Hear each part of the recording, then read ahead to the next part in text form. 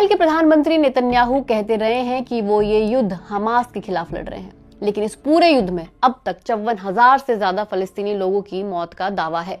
ये आंकड़ा गजा में हमास के स्वास्थ्य विभाग ने दिया है, लेकिन ये तो युद्ध खत्म होने के बाद ही पता चलेगा कि असल में ये आंकड़ा इससे कम है या ज्यादा, क्योंकि फिलहाल तो वहां मानवीय सहायता ही पहुंचाना बहुत मुश्किल हो चुका है, बल्कि बहुत से लोग तो भूख से ही मर गए क्योंकि इसराइल के प्रतिबंधों की वजह से उन तक खाना और इलाज भी नहीं पहुंच सका। और ये फलस्तीनी लोग हमास नहीं हैं।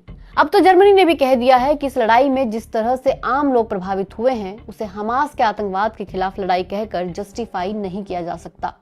यूरोपीय यूनियन ने भी कहा है कि हमास से लड़ने के लिए इसराइल को जो करना चाहिए था गजा में वो उससे ज्यादा ही कर रहा है, बल्कि यूरोपीय यूनियन इसराइल के साथ अपने समझौतों पर फिर से विचार भी कर रही है।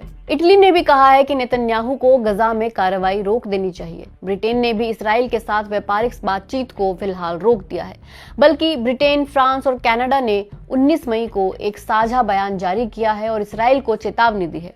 उन्होंने मांग की है कि गजा में सैन्य कार्रवाई रोकी जाए, मानवीय मदद पहुंचाई जाए, वेस्ट बैंक में विस्तार बंद किया जाए और हमास बंधकों को छोड़े। इन देशों ने कहा है कि वे 2 स्टेट सॉल्यूशन के साथ हैं, यानी कि इसराइल और फलस्तीन 2 देश बनकर रहें। लेकिन नेतन्याहू ने उन पर आरोप लगाया कि ये देश चाहते हैं कि हमास की ताकत बनी रहे।